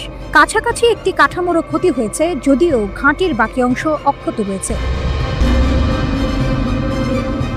কি দিয়ে হামলা? রহস্যের গন্ধ। অ্যাসোসিয়েটেড প্রেসের স্যাটেলাইট চিত্র বিশ্লেষণ অনুযায়ী যদিও কোনো টুকরো বা অন্য কোনো বস্তু গম্বুজটিতে আঘাত করতে পারে, তবে ধ্বংসের ধরন ইঙ্গিত দেয় যে ইরানি আক্রমণ সম্ভবত ড্রোন বা বোমা বহনকারী ছোট বিমান দ্বারা পরিচালিত হয়েছে। কারণ কাছাকাছি কাঠামোর দৃশ্যমান ক্ষতি খুবই সামান্য। এটি এক বড় টুইস্ট। যদি ড্রোন দিয়ে এত বড় ক্ষতি করা যায়, তবে ইরানের সামরিক সক্ষমতা নিয়ে নতুন করে ভাবতে হবে। ট্রাম্পের দুর্বল প্রতিক্রিয়া এবং বাস্তবতা। যুক্তরাষ্ট্রের প্রেসিডেন্ট ট্রাম্প ইরানের এই আক্রমণকে খুব দুর্বল প্রতিক্রিয়া হিসেবে বর্ণনা করেছিলেন। তিনি দাবি করেন তেহরান 14টি ক্ষেপণাস্ত্র নিক্ষেপ করলেও তার মধ্যে 13টি আটকানো হয়েছে এবং একটি ইচ্ছাকৃতভাবে বাধা ছাড়াই যেতে দেওয়া হয়েছিল, কারণ সেটি অহুমকিপূর্ণ দিকে যাচ্ছিল। এমনকি তিনি ইরানকে ধন্যবাদও জানিয়েছিলেন আগে ভাগে জানানোর জন্য, যার ফলে কোনো প্রাণহানি হয়নি বলে তার দাবি। কিন্তু ট্রাম্পের এই দাবি বাস্তবতার সঙ্গে কতটা মেলে তা নিয়ে প্রশ্ন উঠছে। ইরানের পক্ষ থেকে নিশ্চিতকরণ। এদিকে এপির বিশ্লেষণকে সমর্থন করে ইরানের সর্বোচ্চ নেতা সাইয়েদ আলী খামেনির একজন উপদেষ্টা আহমদ আল মোলহোদা দাবি করেছেন যে এই আক্রমণে ঘাঁটির যোগাযোগ বিচ্ছিন্ন হয়ে গেছে। তিনি আরও বলেন, ঘাঁটির সমস্ত সরঞ্জাম সম্পূর্ণরূপে ধ্বংস হয়ে গেছে এবং এখন মার্কিন কমান্ড স্ট্রিম এবং আল উদেইদ ঘাঁটি থেকে তার অন্যান্য সামরিক ঘাঁটির সাথে সংযোগ সম্পূর্ণভাবে বিচ্ছিন্ন করা হয়েছে। আল মোলহোদার এই দাবি যদি সত্য হয়, তাহলে এটি যুক্তরাষ্ট্রের জন্য একটি বড় সামরিক এবং কৌশলগত পরাজয়। ট্রাম্পের দুর্বল প্রতিক্রিয়া দাবি কি তাহলে সম্পূর্ণ মিথ্যে ছিল? স্যাটেলাইট ছবি এবং ইরানের কর্মকর্তার দাবি মিলে গেলে এটি শুধু একটি ডোম ধ্বংসের ঘটনা নয়, বরং যুক্তরাষ্ট্রের সামরিক সক্ষমতা এবং মধ্যপ্রাচ্যে তাদের প্রভাব নিয়ে নতুন করে প্রশ্ন তুলবে।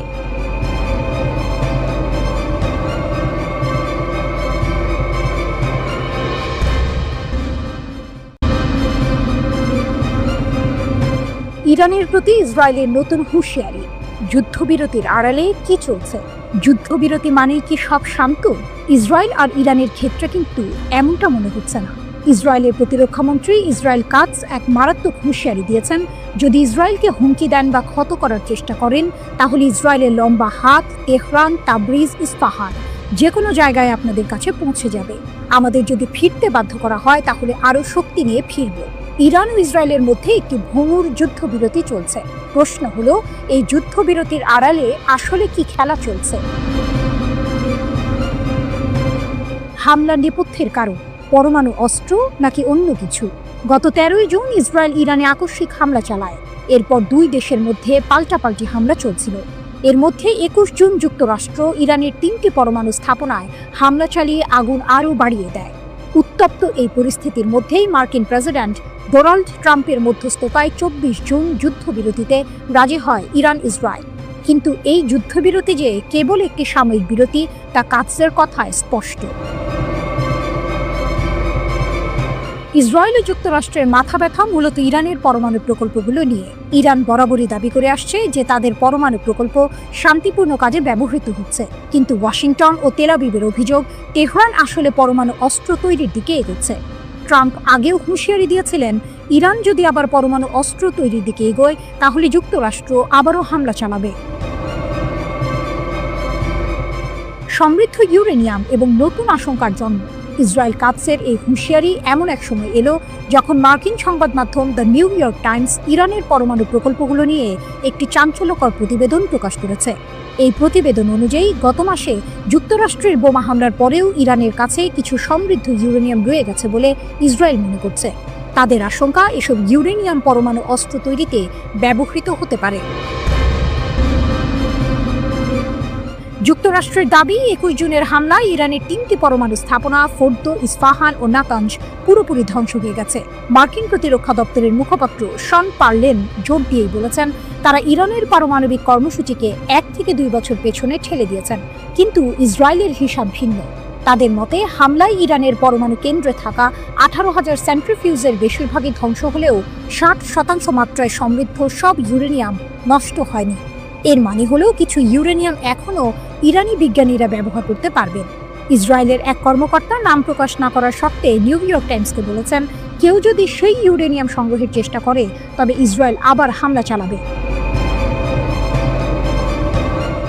ইসরায়েলের ওই কর্মকর্তা আরও একটি বিস্ফোরক তথ্য দিয়েছেন। তাদের বিশ্বাস, 10 মাস আগে হিজবুল্লাহ নেতা হাসান নাসরুল্লাহ নিহত হওয়ার পর ইরান জোরে সোরে পরমাণু বোমা বানানোর চেষ্টা চালাচ্ছে। এই সংক্রান্ত প্রমাণ নিয়ে যুক্তরাষ্ট্র ও ইসরায়েলের মধ্যে আলোচনা হয়েছে। এরপরই গত 13 জুন ইরানের ওপর হামলা চালানোর পরিকল্পনাকে এগিয়ে নেয় ইসরায়েল।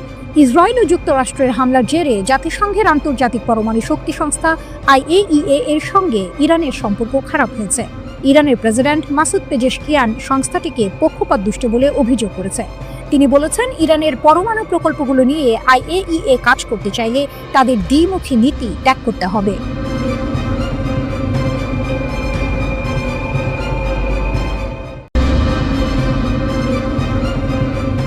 দুর্ভেদ্য ইসরায়েলের বর্মে ফাটল, অভ্যন্তরীণ অনুপ্রবেশে কি দায়ী? গত 13 জুন ইরান ও ইসরায়েলের মধ্যে শুরু হওয়া পাল্টাপাল্টি হামলার তীব্রতা যখন আকাশ ছুঁয়েছে, তখনই বিশ্বের সামনে উন্মোচিত হলো এক বিস্ফোরক তথ্য। ইসরায়েলের তথাকথিত দুর্ভেদ্য আকাশ প্রতিরক্ষা ব্যবস্থা যে আসলে কতটা ভঙ্গুর তা প্রমাণ করে দিল একটি চাঞ্চল্যকর video. The sons of Ruhullah নামের এক সংগঠনের প্রকাশিত ভিডিওটি ইসরায়েলিদের রাতের ঘুম কেড়ে নিয়েছে এবং প্রশ্ন তুলেছে, ইসরায়েলের গর্ব আয়রন ডোম কি তাহলে ভেতর থেকেই দুর্বল হয়ে গেছে? 17 জুন ভোরে ইসরায়েলে যখন ইরানের 10ম দফার ক্ষেপণাস্ত্র ও ড্রোন হামলা চলছিল, তখনই ঘটে সেই অবিশ্বাস্য ঘটনা। তেল আবিবের মধ্যাঞ্চলে ইসরায়েলেরই একটি আত্মঘাতী ক্ষেপণাস্ত্র আঘাত হানে। প্রথম দিকে ইসরায়েলি সংবাদ মাধ্যমগুলো একে ক্ষেপণাস্ত্রের পথ বিশ্লেষণ সংক্রান্ত উপাত্তে ভুল বা সংকেতে বিঘ্ন ঘটা বলে চালিয়ে দিচ্ছিল। কিন্তু দ্য সন্স অফ রুহুল্লাহ এর ভিডিওটি প্রকাশের পর সব হিসেব বদলে গেল। ভিডিওতে দেখা যায় ইসরায়েলি প্রতিরক্ষা ব্যবস্থা নিয়ন্ত্রণ কক্ষের ভেতরকার দৃশ্য। স্ক্রিনগুলোতে ক্ষেপণাস্ত্র প্রতিহত করার নির্ধারিত লক্ষ্যপথ বদলে যেতে দেখা যাচ্ছে। সবচেয়ে চাঞ্চল্যকর দাবিটি করে দ্য সন্স অফ রুহুল্লাহর সদস্যরা। তারা ভিডিওতে সরাসরি বলেছেন, আমরা হামলার সময় নিয়ন্ত্রণ কক্ষে ছিলাম, ভেতর থেকেই ওই প্রতিরক্ষা ব্যবস্থা পরিচালনা করেছি। ওই আত্মঘাতী হামলাটি কোনো ভুল ছিল না, এটা আমাদের নেওয়া সিদ্ধান্ত ছিল। স্বাধীন বিশ্লেষকরা ভিডিওটির সত্যতা যাচাই করেছেন এবং এর ইন্টারফেসের নকশা, সরাসরি সম্প্রচারের ফুটেজ এবং কমান্ড লাইন ইসরায়েলের আসল প্রতিরক্ষা ব্যবস্থার সঙ্গে মিলে যাওয়ার কথা জানিয়েছেন। যদি এটি সত্যি হয় তাহলে এটি হবে ইসরায়েলের সবচেয়ে সুরক্ষিত সামরিক স্থাপনায় এক বড় ধরনের অনুপ্রবেশের ঘটনা। আর এই অনুপ্রবেশের নায়ক হিসেবে পর্দার আড়ালে থেকে কাজ করেছে ইরান সমর্থিত শক্তি। এই ঘটনা শুধু এককভাবে একটি ভুল ছিল না, বরং বিশ্লেষকরা এখন ইসরায়েলের আকাশ প্রতিরক্ষা ব্যবস্থার পূর্ববর্তী ব্যর্থতার ঘটনাগুলো নতুন করে খতিয়ে দেখছেন। 2023 সালের মে মাসে গাজা থেকে ছোড়া 40টিরও বেশি রকেট ইসরায়েলের প্রতিরক্ষা ব্যবস্থাকে ফাঁকি দিয়ে ঢুকে পড়েছিল। এমনকি একটি ইসরায়েলের নিজেরই একটি প্রতিরক্ষা ক্ষেপণাস্ত্র তাদের এক বেসামরিক এলাকায় পড়েছিল, যেটিকে তখন নিশানা নির্ধারণে ভুল বলা হয়েছিল। এর এক মাস পর 2023 সালের জুনে ইসরায়েলের অ্যারো ক্ষেপণাস্ত্র ব্যবস্থা ভুল করে নিজেদেরই একটি নজরদারি ড্রোনকে গুলি করে গোলান মালভূমিতে ফেলে দিয়েছিল। তখন বলা হয়েছিল বন্ধু নাকি শত্রুর জিনিস তা শনাক্তের ক্ষেত্রে বিভ্রান্তি হয়েছে। নিরাপত্তা বিশ্লেষকদের মতে এসব ঘটনা হয়তো ইসরায়েলের প্রতিরক্ষা ব্যবস্থার ভেতরে দীর্ঘদিনের অনুপ্রবেশ বা অন্তর্ঘাতের চিত্রকেই ফুটিয়ে তুলছে। তারা এখন মনে করছেন একসময় যে আয়রন ডোম ইসরায়েলিদের গর্বের প্রতীক ছিল, সেটিকে আসলে অনেক আগেই ভেতর থেকেই দুর্বল করে ফেলা হয়েছে। এই খবর ইসরায়েলিদের মধ্যে ব্যাপক উদ্বেগ তৈরি করেছে। তাদের আশঙ্কা তাদের প্রতিরক্ষা ব্যবস্থাকে তাদের নিজেদের মানুষের বিরুদ্ধেই ব্যবহার করা হতে পারে। এই অনুপ্রবেশের পেছনে কে বা কারা ছিল, কতদিন ধরে এই প্রতিরক্ষা ব্যবস্থাটি দুর্বল অবস্থায় আছে এবং এমন ঘটনা কি আবারও ঘটতে পারে, এই প্রশ্নগুলোর উত্তর এখনো মেলেনি। তবে একটি বিষয় স্পষ্ট, ইরান নীরবে ইসরায়েলের সবচেয়ে সুরক্ষিত দুর্গে আঘাত হেনেছে, যা তাদের প্রতিরক্ষা ব্যবস্থার নির্ভরযোগ্যতা নিয়ে গুরুতর প্রশ্ন তুলেছে। একসময় যে আয়রন ডোম ইসরায়েলিদের অবিচল ভরসার প্রতীক ছিল, এখন পর্যবেক্ষকদের অনেকেই আর সেটিকে সেই চোখে দেখছেন না।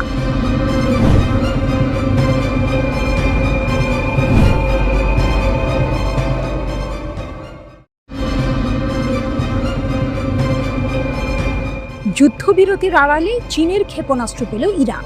রহস্যময় চুক্তি ও ক্ষমতার খেলা। ইসরায়েলের সঙ্গে 12 দিনের ভয়ঙ্কর সংঘাতের রেশ কাটতে না কাটতেই এক চাঞ্চল্যকর খবর সামনে এসেছে। যুদ্ধবিরতির ঠিক পরপরই চীনের কাছ থেকে অত্যাধুনিক ভূমি থেকে আকাশে উৎক্ষেপণযোগ্য ক্ষেপণাস্ত্র SAM হাতে পেয়েছে ইরান। এ যেন আগুনের পরশমণি। কিন্তু কেন এই মুহূর্তে? ইসরায়েলের হামলায় নিজেদের আকাশ প্রতিরক্ষা ব্যবস্থার দুর্বলতাগুলো তেহরান খুব ভালোভাবেই টের পেয়েছে, আর তাই এখন তারা নিজেদের অস্ত্র ভাণ্ডারকে আরও শক্তিশালী করার দিকে মনোযোগী। ঘটনাটা আরও রহস্যময় হয়ে ওঠে যখন একজন আরব গোয়েন্দা কর্মকর্তা মিডল ইস্ট আইকে জানান, গত 24 জুন ইরান ইসরায়েল যুদ্ধবিরতির পরেই এই চীনা ক্ষেপণাস্ত্র ব্যবস্থা তেহরানে পৌঁছেছে। নাম প্রকাশে অনিচ্ছুক আরেক আরব কর্মকর্তা আরও জানান, যুক্তরাষ্ট্রের আরব মিত্ররাও ইরানের এই সামরিক প্রস্তুতির বিষয়ে ওয়াকিবহাল ছিল। এমনকি হোয়াইট হাউসকেও নাকি ইরানের এই অগ্রগতি সম্পর্কে জানানো হয়েছে। তবে ঠিক কতগুলো ক্ষেপণাস্ত্র ইরান পেয়েছে তা নিয়ে মুখে কুলুপ এঁটেছেন সবাই। রহস্য আরও দানা বাঁধে যখন একজন কর্মকর্তা ফাঁস করেন ইরান নাকি তেলের বিনিময়ে এই ক্ষেপণাস্ত্রগুলো কিনেছে। এই লেনদেন যে শুধু সাধারণ ব্যবসা নয়, তার প্রমাণ পাওয়া যায় চীনের সঙ্গে ইরানের গভীর সম্পর্ক থেকে। মার্কিন জ্বালানি তথ্য সংস্থার মে মাসের প্রতিবেদন বলছে, ইরানের প্রায় 90% অপরিশোধিত তেল ও কনডেনসেট চীনে রপ্তানি হয়। এমনকি যুক্তরাষ্ট্রের কঠোর নিষেধাজ্ঞা সত্ত্বেও চীন গত কয়েক বছর ধরে রেকর্ড পরিমাণ ইরানি তেল আমদানি করে চলেছে। নিষেধাজ্ঞা এড়াতে চীন মালয়েশিয়ার মতো দেশগুলোকে ট্রান্সশিপমেন্ট কেন্দ্র হিসেবে ব্যবহার করছে।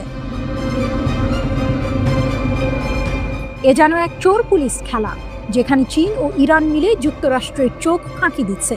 দ্বিতীয় আরব কর্মকর্তা বলেছেন, নিষেধাজ্ঞা এড়াতে নানা সৃষ্টিশীল উপায়ে ইরান বাণিজ্য করে থাকে। বোঝাই যাচ্ছে নিষেধাজ্ঞা তাদের আটকানোর বদলে আরও সৃজনশীল করে তুলেছে। এই ক্ষেপণাস্ত্রের চালান বেইজিং ও তেহরানের মধ্যে সম্পর্কের গভীরতাকে স্পষ্ট করে। এই সময়ে এমন এক চালানের আগমন আরও তাৎপর্যপূর্ণ যখন পশ্চিমারা মনে করছিল যে ইসরায়েলের নজিরবিহীন হামলার সময় চীন ও রাশিয়া ইরান থেকে কিছুটা দূরত্ব বজায় রেখেছে। তাহলে কি এই গোপন চুক্তি পশ্চিমের ধারণাকে ভুল প্রমাণ করছে? ইতিহাস ঘাঁটলে দেখা যায় ইরানের সঙ্গে চীনের সামরিক সম্পর্ক নতুন নয়। 1980-এর দশকের শেষের দিকে ইরাকের সঙ্গে যুদ্ধের সময় ইরান উত্তর কোরিয়ার মাধ্যমে চীনের HY-2 সিল্ক ওয়ার্ম ক্রুজ ক্ষেপণাস্ত্র পেয়েছিল। সেই ক্ষেপণাস্ত্র ব্যবহার করে ইরান কুয়েতের ওপর হামলা চালায় এবং ট্যাঙ্কার যুদ্ধের সময় একটি মার্কিন পতাকাবাহী তেল ট্যাঙ্কারকে নিশানা করে। 2010 সালে এক রিপোর্টে দাবি করা হয় ইরান চীনের কাছ থেকে HQ-9 বিমান বিধ্বংসী ক্ষেপণাস্ত্র পেয়েছে। 2010 সালে এক রিপোর্টে দাবি করা হয় ইরান চীনের কাছ থেকে HQ-9 বিমান বিধ্বংসী ক্ষেপণাস্ত্র পেয়েছে। বর্তমানে ইরান রাশিয়ার তৈরি S-300 আকাশ প্রতিরক্ষা ব্যবস্থা ব্যবহার করে, যা বিমান, ড্রোন, এমনকি ক্রুজ ও ব্যালিস্টিক ক্ষেপণাস্ত্র প্রতিরোধে সক্ষম। এছাড়াও তাদের কাছে চীনের পুরনো আকাশ প্রতিরক্ষা ব্যবস্থা এবং নিজস্ব তৈরি খোরদাদ সিরিজ ও বাভার 373 এর মতো প্রতিরক্ষা ব্যবস্থা আছে। চীন ইতোমধ্যে পাকিস্তান ও মিশরের মতো দেশের কাছে তাদের HQ-9 ও HQ-16 আকাশ প্রতিরক্ষা ব্যবস্থা বিক্রি করেছে। তাহলে কি ইরানও চীনের কাছ থেকে এই অত্যাধুনিক ব্যবস্থাগুলোই পেয়েছে? যদি তাই হয়, তবে মধ্যপ্রাচ্যের ক্ষমতার ভারসাম্যে এর বড় ধরনের প্রভাব পড়তে পারে।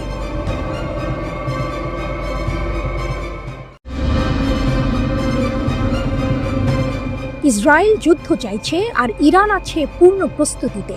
ইরানের সংবাদ মাধ্যম প্রেস টিভি এমনই চাঞ্চল্যকর তথ্য জানিয়েছে, যেখানে বলা হয়েছে ইসরায়েলি সরকার যুদ্ধের দিকে এগোচ্ছে এবং মার্কিন প্রেসিডেন্ট ডোনাল্ড ট্রাম্পও তাতে সায় দিচ্ছে। ইসরায়েলের যুদ্ধাভিলাষ ও ট্রাম্পের মদত। নাম প্রকাশ না করার শর্তে সূত্রটি জানিয়েছে ইরান মনে করছে ইসরায়েলি প্রধানমন্ত্রী বেনিয়ামিন নেতানিয়াহুর সাথে ট্রাম্পের আসন্ন বৈঠক 12 দিনের যুদ্ধের আগে তাদের পরামর্শের থেকে আলাদা হবে না। ইসরায়েলি সরকার যুদ্ধ চায় এবং আমরা সন্দেহ করি যে ট্রাম্প এর বিরোধিতা করবেন। আমরাও সম্পূর্ণ প্রস্তুতিতে আছি, সূত্রটি স্পষ্ট জানিয়েছে। তাদের মতে এই সমস্ত বৈঠক নিছকই প্রতারণামূলক, কারণ সবকিছু নাকি আগে থেকেই নির্ধারিত হয়ে আছে। কূটনীতি নয়, হামলার পর আলোচনা। মার্কিন যুক্তরাষ্ট্রের সাম্প্রতিক আলোচনার প্রস্তাব প্রসঙ্গে সূত্রটি আরও বিস্ফোরক মন্তব্য করেছে। তারা বলেছে, যদি ট্রাম্প বিশ্বাস করেন যে আমাদের পারমাণবিক কর্মসূচিতে সামরিক হামলার পর আমরা তাদের সাথে একটি কূটনৈতিক চুক্তিতে বিশ্বাস করব, তাহলে তিনি একজন ভালো চুক্তিকারী নন। অর্থাৎ ইরান স্পষ্ট করে দিয়েছে যে সামরিক হামলার পর আলোচনার প্রস্তাব তাদের কাছে গ্রহণযোগ্য নয়। যদি না কিছু পরিবর্তন না হয়, তবে আমরা বিপরীত লক্ষণ দেখতে পাই, সূত্রটি জোর দিয়ে বলেছে। তাদের মতে যুদ্ধকালীন পরিবেশে শান্তির কোনো স্থান থাকে না। এই পর্যায় থেকে বেরিয়ে আসার পরেই আমরা শান্তির কথা ভাবতে পারি। ইসরায়েলের আগ্রাসন ও মার্কিন যুক্তরাষ্ট্রের যোগ। গত 13 জুন ভোরে ইসরায়েল ইরানের মাটিতে বিমান হামলা চালিয়ে আগ্রাসন শুরু করে। 24 ঘন্টারও কম সময়ের মধ্যে ইরান প্রতিশোধ নেয়। এরপর 9 দিন ধরে ইসরায়েলি হামলার জবাবে পাল্টা হামলা চালিয়ে যায় ইরান। 22 জুন ভোরে মার্কিন ভারী বোমারু বিমানগুলো 3টি ইরানি পারমাণবিক স্থাপনায় আক্রমণ করে এবং সংঘর্ষে প্রবেশ করে। পরের দিন সন্ধ্যায় তেহরান কাতারে অবস্থিত মধ্যপ্রাচ্য অঞ্চলের বৃহত্তম মার্কিন সামরিক বিমান ঘাঁটি আল উদেইদে ক্ষেপণাস্ত্র হামলা চালায়। মার্কিন কর্তৃপক্ষের মতে কোনো হতাহত বা উল্লেখযোগ্য ক্ষতি হয়নি। এরপর 24 জুন মার্কিন প্রেসিডেন্ট ডোনাল্ড ট্রাম্প ঘোষণা করেন ইসরায়েল এবং ইরান সম্পূর্ণ যুদ্ধবিরতিতে সম্মত হয়েছে। তবে এই যুদ্ধবিরতি কি আসলেই স্থায়ী হবে? প্রেস টিভির প্রতিবেদনে দাবি করা হয়েছে ইসরায়েল যুদ্ধ চাইছে, তবে ইরানও চুপচাপ বসে নেই। ইসলামিক রিভলিউশনারি গার্ড কর্পস IRGCর একজন উপদেষ্টা বলেছেন, ইরানের এখনও 2 বছর ধরে প্রতিদিন ইসরায়েলি ক্ষেপণাস্ত্র হামলা চালানোর মতো পর্যাপ্ত সামরিক সক্ষমতা রয়েছে। তিনি বলেন, বর্তমানে আমাদের গুদাম, ভূগর্ভস্থ ক্ষেপণাস্ত্র ঘাঁটি এবং সুযোগ সুবিধা এত বিশাল যে আমরা এখনও আমাদের বেশিরভাগ প্রতিরক্ষা ক্ষমতা এবং কার্যকর ক্ষেপণাস্ত্র প্রদর্শন করতে পারিনি। IRGC উপদেষ্টার ভাষ্য, ইসরায়েল এবং আমেরিকার সাথে যুদ্ধের ক্ষেত্রে আমরা যদি 2 বছর ধরে প্রতিদিন তাদের দিকে ক্ষেপণাস্ত্র ছুঁড়ে মারি, তবুও আমাদের স্থাপনাগুলো খালি হবে না।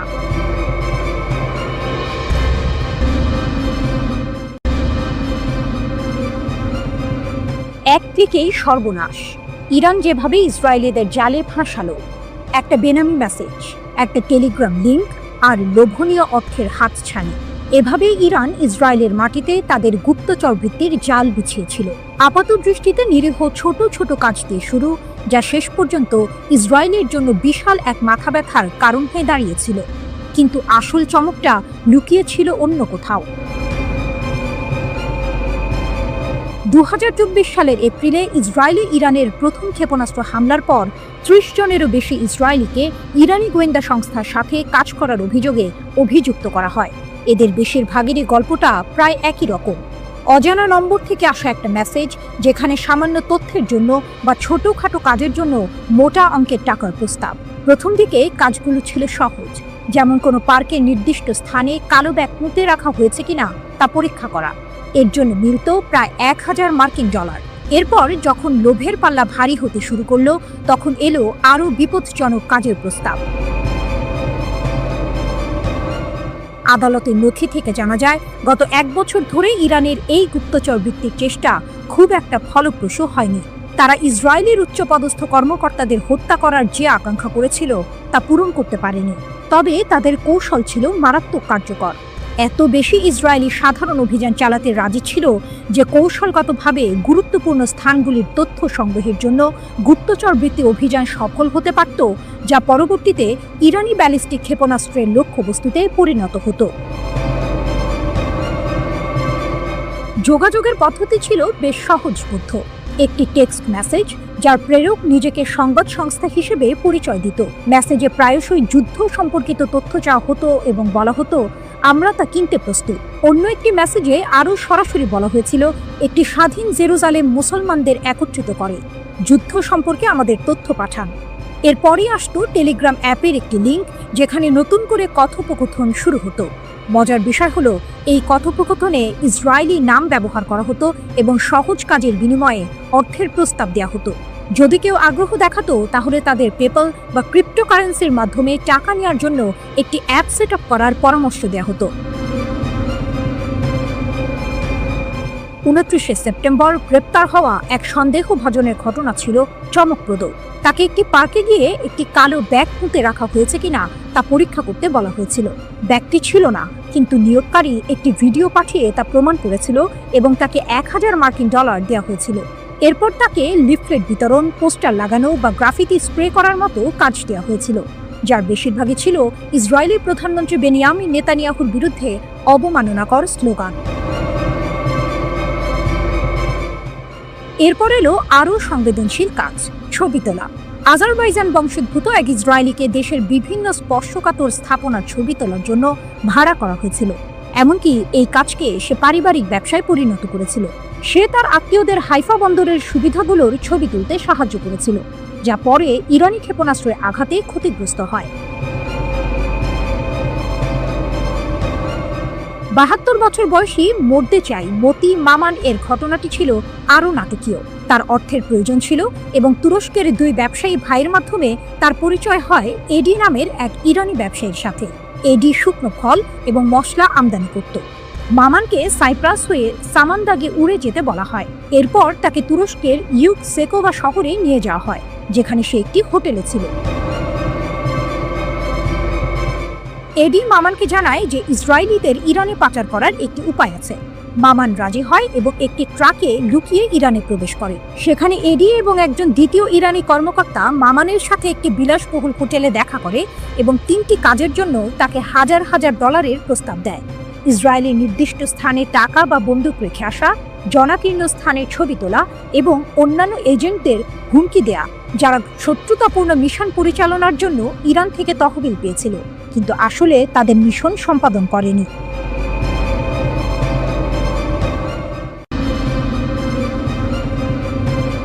ইরানের সঙ্গে ইসরায়েলের মাত্র 12 দিনের সংখ্যা, কিন্তু এই সময়টাতেই মার্কিন যুক্তরাষ্ট্রের অত্যাধুনিক terminal high altitude area defence বা থার্ড ক্ষেপণাস্ত্রের মজুদ মারাত্মকভাবে কমে গেছে।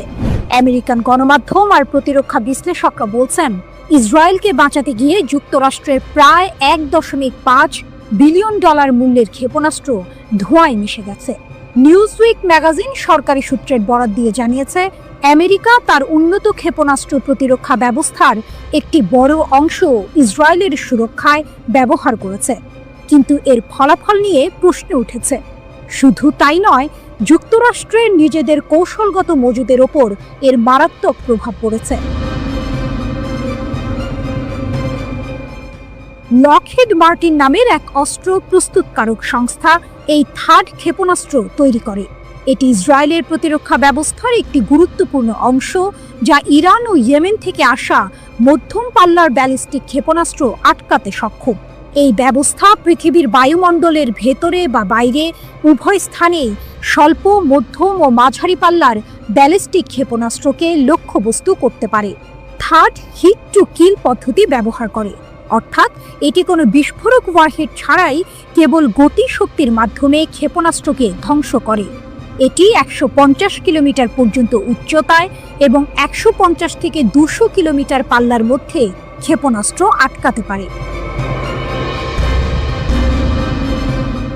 8টি ব্যাটারি, প্রায় 400 ক্ষেপণাস্ত্র। মার্কিন সামরিক বাহিনী 8টি থার্ড ব্যাটারি পরিচালনা করে, যেখানে মোট প্রায় 350 থেকে 400টি ইন্টারসেপ্টর ক্ষেপণাস্ত্র থাকে।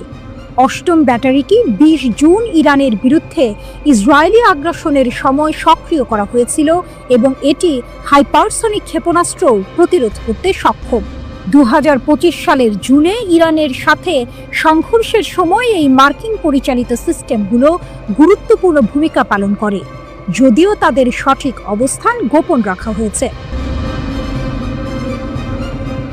প্রতিটি থার্ড ব্যাটারিতে সাধারণত 6টি ট্রাক মাউন্টেড লঞ্চার থাকে, যার প্রতিটিতে 8টি ইন্টারসেপ্টর মিসাইল থাকে, অর্থাৎ একটি ব্যাটারিতে মোট 48টি ইন্টারসেপ্টর থাকে।